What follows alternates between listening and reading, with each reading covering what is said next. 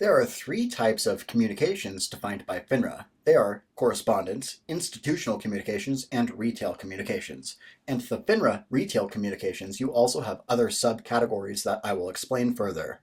Under the rules and regulations of FINRA, it covers both written and electronic communications, email marketing, and SMS. There can be no predictions of future performance in these communications, and copies of all of them and the necessary approvals must be kept for at least 3 years. The FINRA name can appear on the company's website.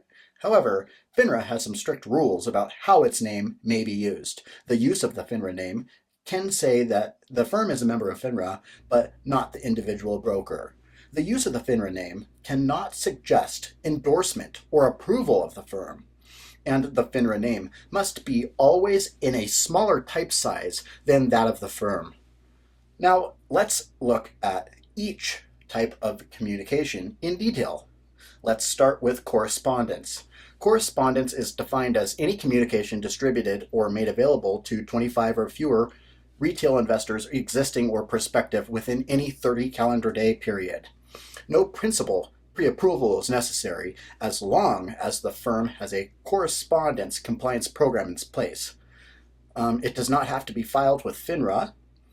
An institutional communication is anything distributed or sent to an individual or entity with more than $50 million in assets. No prior approval is required as long as the firm has in place procedure for post-use and approval.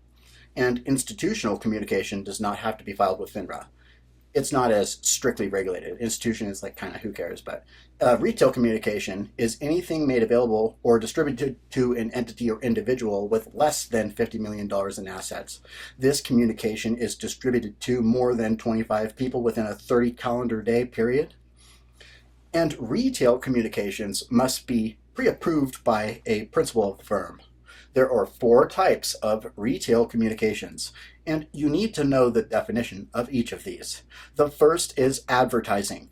Advertising is material intended for mass market use, including websites, and recommendations are prohibited.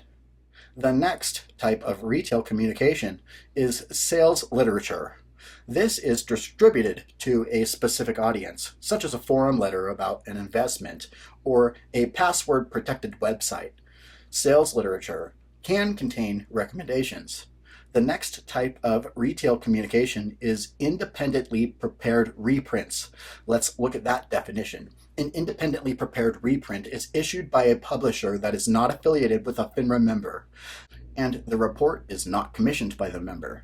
And the fourth type of retail communication is public appearances or public forums. This is giving a speech in public with a prepared script, appearing on a website, or appearing on a television show that is not scripted. You need to know each of these definitions clearly for the exam. In summary, there are 4 types of retail communications: advertising, sales literature, independently prepared reprints, and public appearances and public forums, like Cora. Each of these is subject to FINRA's rules regarding communication with the public.